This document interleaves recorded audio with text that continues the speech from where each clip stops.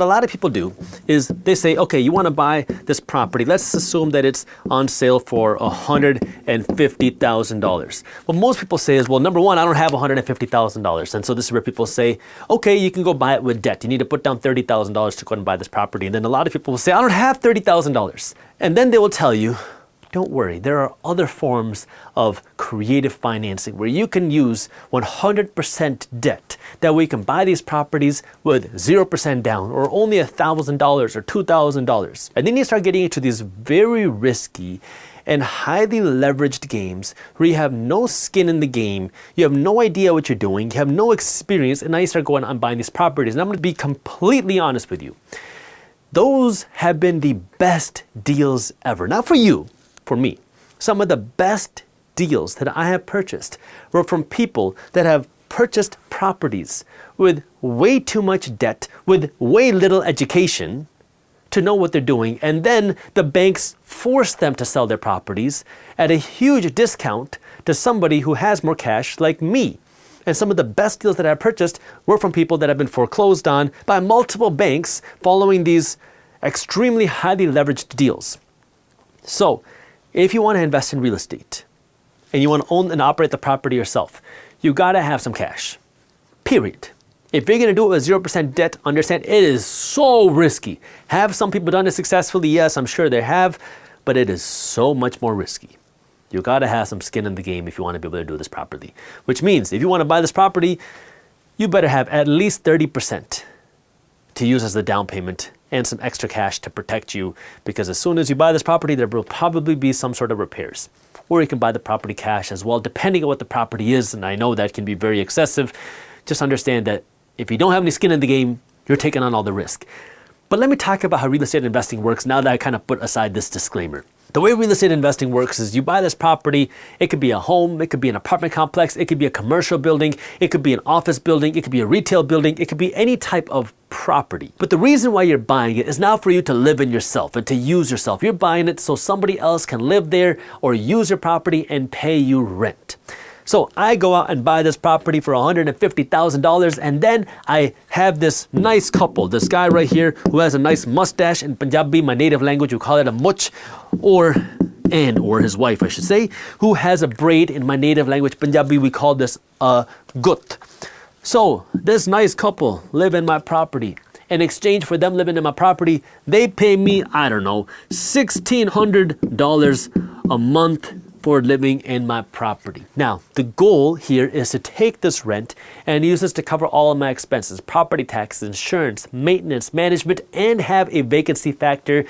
I know a lot of people don't talk about this, but you have to factor in vacancy as well, because the reality is when these people move out, there's going to be some time before the next tenant moves in. So you want to have the vacancy factor.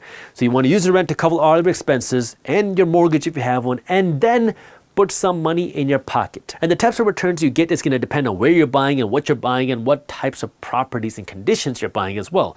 For me, my goal is a 7% cash on cash return, which means if I'm buying this $150,000 property, all cash, I put 150 grand out of my bank account to buy this property, I want a 7% return, which would be $10,500 in profit every year for owning this property. That's after paying all my expenses, after paying for the property taxes, the insurance, the maintenance, the management fees, and the vacancy, to have $10,500 in my bank account in profit at the end of the year. Now, I know what you're thinking. There's a couple things that you're probably thinking. Number one, Jaspreet, where in the world am I going to find a property for 150 grand that I can rent out for $1,600 a month? Well, there are parts of the country in the United States that allow for this. You might not be able to find it in Los Angeles. You might not be able to find it in Manhattan. You might not be able to find it in Austin. You might not be able to find it in Miami. But guess what? You can find it in the Midwest.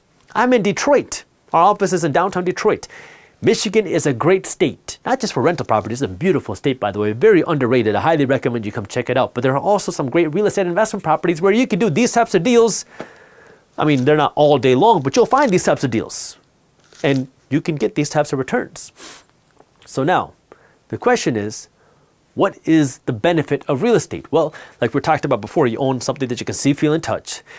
You get some tax benefits because if you make $10,000 worth of profit, you also get to tell the IRS, hey, my property's 1 year older, so I don't want to pay taxes on all $10,000. You get a depreciation deduction. You get to write off a piece of the property value against your income, so you don't have to pay taxes on all the income that you generate, and you get the steady cash flow. But it takes more work to get started. You got to be able to manage a team because I can tell you, in the beginning, it is not passive. It took me a few years to get the hang of it. A lot of stress, a lot of mistakes, expensive mistakes, and a lot of screwing up, which if you're not willing to go through that, don't invest in real estate. It is a lot of work. Now, my goal isn't to manage the properties myself. I don't know who my tenants are. My tenants don't know who I am. I have a property management company who handles all the day-to-day stuff, who lease out the properties, who screen the tenants, who make sure that the tenants pay, who take care of the maintenance, who make sure the property bills are paid, who make sure the taxes are paid, who build my financial reports for me. I don't have to do the day-to-day stuff. For me now, and again, it took me a long time to get here. For me now, I'm reviewing the monthly reports, I'm reviewing the quarterly reports, and I'm making sure that the management company is doing their job. So it's overseeing, still requires some more work, but that's my role now as opposed to me handling the day-to-day stuff. I don't recommend you go out and become a manager of the property and you start doing all the leasing and the repairs and all the day-to-day stuff with management because you want to be an investor, not a manager. You can hire a manager. You want to spend your time, focus, and energy being an investor and acquiring more deals. That's how you really build wealth. But again, investing, if we go back to the beginning, let's tie it all together now. Investing is how you grow your money.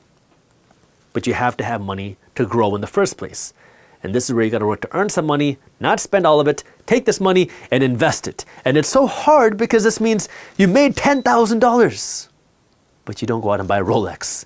You take the 10 grand and instead of going on a vacation or buying a nice watch, you buy some assets, right? Stocks and real estate, which you can't show off the way you can a Gucci belt, a vacation, or a Rolex. But if you keep doing that for a little while, I call it a decade of sacrifice. And I know it's hard, but a decade of sacrifice is you work to spend less and earn more for 10 years. That way you work to accumulate these assets. Because after 10 years, you're going to have a whole different financial life for you, your wife, your husband, and your kids. But if you stick with it, you're going to live a whole new financial life. But if you can do that, you continue to just stack assets. Well, now these investments can start funding those fun and cool things that you wanted. And you don't have to really stress about the price because, well, there's more money that just keeps coming and you don't have to work to earn this money. If you own a rental property, guess what? You can get paid on the first of every month without having to go to work. Your property management company just deposits a check into your bank account. Maybe it comes in on the 15th of the month because it takes some time to do the processing, but guess what? Every month, cash just keeps getting deposited into your account with your dividends. Every 3 months, you get another check, you get a notification. $428 was just deposited into your account. And then you can continue working to grow that and grow that. But it takes that discipline of making money, not spending it on something that you can show off, buying the assets, letting the assets make you some money, taking the money you make, buying some more assets. You do this for a decade, and now all of a sudden you have an amazing portfolio of assets that can help fund your lifestyle. Now, before you go, if you got some value out of this video, I would love it if you could hit that thumbs up button, subscribe to this channel, and share this video with somebody who you think will also benefit from it. If you enjoyed this clip and you want to continue your financial education journey, I have another video that I think you'll love. All you got to do is click that button right over there. And for those of you who want to stay up to date on the top finance and business news, you can join Market Briefs, my free financial newsletter, by clicking that button below. Thank you for watching, and I'll see you in the next one.